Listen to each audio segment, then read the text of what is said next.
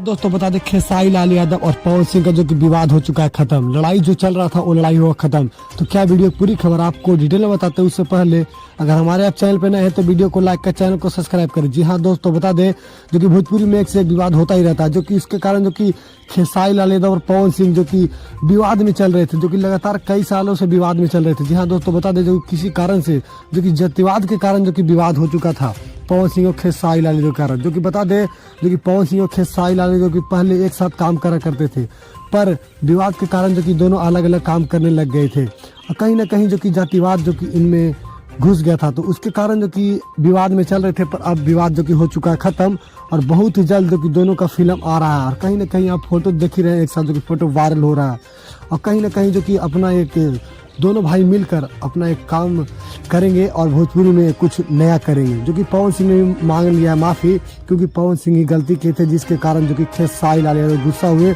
और उनसे हो चुका था लड़ाई।